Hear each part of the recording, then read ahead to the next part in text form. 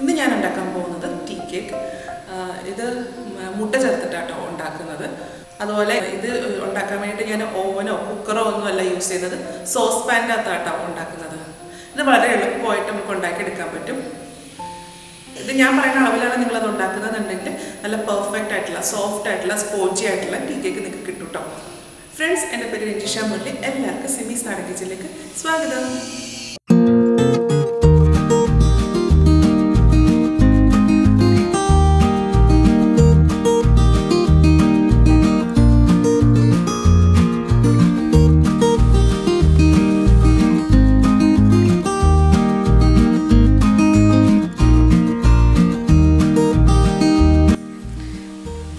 ഇതിനായിട്ട് ഒരു പാത്രത്തിലേക്ക് 2 മുട്ട പൊട്ടിച്ചൊഴിക്കാം.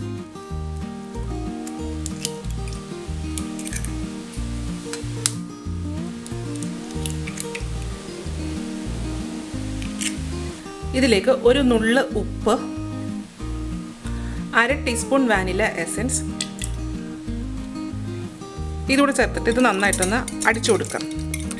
വിസ്ക് ഇല്ലാന്നുണ്ടെങ്കിൽ ഫോർക്ക് വെച്ചിട്ട് ഇളക്കിയാലും മതി കേട്ടോ. ഇത് നന്നായിട്ട് അടിച്ചിട്ടുണ്ട്. ഇനി ഇതിലേക്ക് നമുക്ക് പഞ്ചസാര ചേർത്ത് കൊടുക്കാം കേട്ടോ. ഇതിലേക്ക് ഞാൻ 1/2 കപ്പ് പഞ്ചസാരയാണ് ചേർക്കുന്നത്. പഞ്ചസാര ചേർക്കുമ്പോൾ കുറച്ച് ഇട്ടിട്ടൊന്ന് അലിയിച്ച് കൊടുക്കാം കേട്ടോ.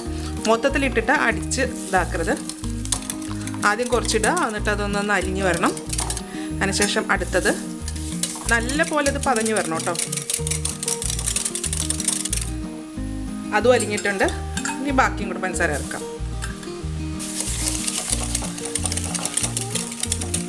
ഇനി ഇതിലേക്ക് 4 ടേബിൾ സ്പൂൺ ഓയിൽ,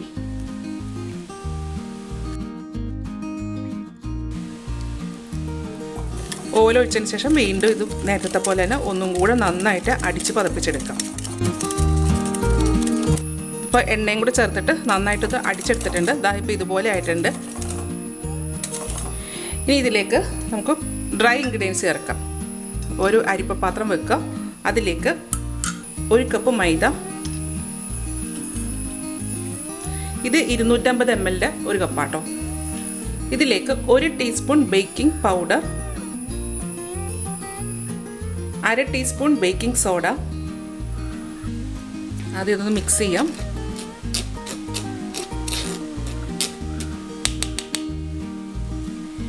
അതിനുശേഷം ഒന്ന് അരിച്ചെടുക്കാം. ഇനി ഇത് നമുക്ക് ഇളക്കി കൊടുക്കാം. ഇനി വിസ്കിൻ്റെ ആവശ്യമില്ല. ഇതുപോലൊരു തവി ഉണ്ടെങ്കിൽ അത് വെച്ചിട്ട് ആക്കി വെച്ചാൽ മതി. ഇത് ഇളക്കുമ്പോൾ ഇതുപോലെ വേണം. ഇനി ചുറ്റിച്ച് വേണം കേട്ടോ ഇത് ഇളക്കാനായിട്ട്. ഇതുപോലെ എല്ലാം നന്നായിട്ട് പൊടി ഇതിലേക്ക് മിക്സ് ആകണം. ഇനി ഇതിലേക്ക് പാല് ചേർത്തിട്ട് ഇതൊന്ന് ലൂസാക്കി എടുക്കണം കേട്ടോ. അപ്പോൾ കുറച്ച് പാൽ ഒഴിച്ചു കൊടുക്കാം. പാലൊഴിച്ചതിന് ശേഷം ഇതുപോലെ വേണം കേട്ടോ ഇളക്കാനായിട്ട്.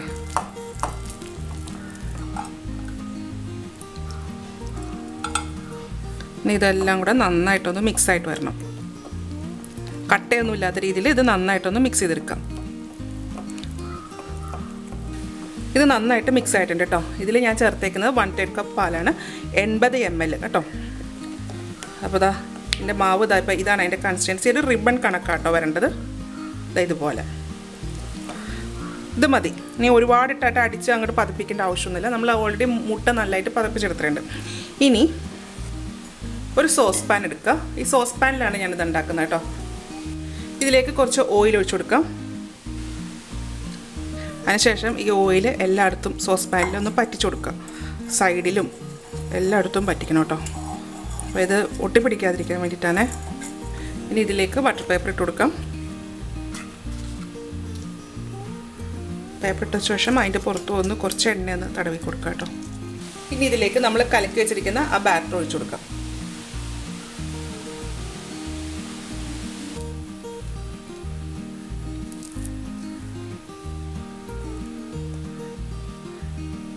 ഇനി ഇത് നന്നായിട്ടൊന്ന് തട്ടി കൊടുക്കാം കേട്ടോ. ഇതിനകത്ത് എയർ ബബിൾസ് കാണും, അത് പോകാൻ വേണ്ടിയിട്ടാണ്.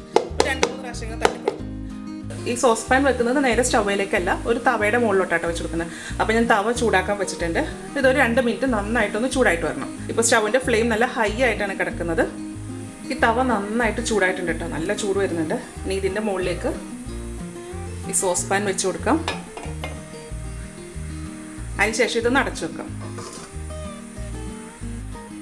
സോസ് പാൻ വെച്ചതിന് ശേഷം സ്റ്റൗവിൻ്റെ ഫ്ലെയിം നല്ലപോലെ ലോ ആക്കുക. ഇപ്പോൾ ഏറ്റവും ചെറിയ ഫ്ലെയിമിലാട്ടോ കിടക്കുന്നത്. ഇനി ഇതൊരു 20 മിനിറ്റ് അല്ലെങ്കിൽ 30 മിനിറ്റ് നേരത്തേക്ക് ഇതുപോലെ വെച്ചിട്ട് വേവിച്ചെടുക്കണം കേട്ടോ. ഇനി ഈ സ്റ്റൗവിൻ്റെ ഫ്ലെയിം ഒന്നും കൂട്ടാനും പാടില്ല, ഇതിൻ്റെ മൂടി തുറന്ന് നോക്കാനും പാടില്ല കേട്ടോ. ഇത് തുറന്നു കഴിഞ്ഞാൽ നമ്മളിത് കേക്ക് പൊങ്ങി വരുന്നത് പെട്ടെന്ന് തന്നെ അങ്ങ് താന്നു പോകും. ഇത് തുറക്കണമെന്നുണ്ടെങ്കിൽ ഒരു 20 മിനിറ്റൊക്കെ ആയിക്കഴിഞ്ഞ ശേഷം തുറന്നാൽ മതി കേട്ടോ. ഇപ്പോൾ ഒരു 3/4 മണിക്കൂറായിട്ടുണ്ട് കേട്ടോ. അപ്പോൾ തുറന്ന് നോക്കാം. അരമണിക്കൂറായപ്പോൾ തുറന്നപ്പോൾ ഇത് അത്ര വെന്തിട്ടുണ്ടായിരുന്നില്ല, കുറച്ചും കൂടെ വേകാനുണ്ടായിരുന്നു.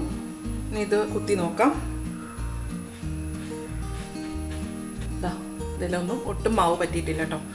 നമുക്ക് സ്റ്റൗ ഓഫ് ചെയ്യാം. ഇതിന്ന് മാറ്റാം. ചൂടിപ്പോൾ ചെറുതായിട്ട് ഒന്ന് അറിയിട്ടുണ്ട്. ഇതിൻ്റെ സൈഡൊന്ന് വിടിച്ചു കൊടുക്കുക. ഇപ്പോൾ ഓൾറെഡി വിട്ടിരിക്കുന്നതാണത്. ഇതിലേക്ക് തട്ടിയിടാം.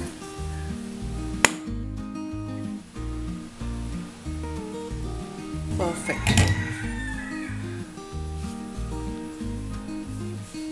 അപ്പോൾ നമ്മുടെ കേക്ക് റെഡി ആയിട്ടുണ്ട് കേട്ടോ. അപ്പോൾ ഇതാ നല്ല പെർഫെക്റ്റ് ആയിട്ടുള്ള കേക്കാണ്. ഇതിൻ്റെ അടിവശത്തു നിന്ന് നമുക്ക് ആ പേപ്പർ എടുത്ത് മാറ്റാം. ഒട്ടും കരിഞ്ഞൊന്നും പോയിട്ടൊന്നുമില്ല കേട്ടോ. നല്ല കറക്റ്റാണ്, നല്ല സോഫ്റ്റ് ആട്ടോ, നല്ല പഞ്ഞി പോലെ ഉണ്ട്. ഇത് കട്ട് ചെയ്യാം.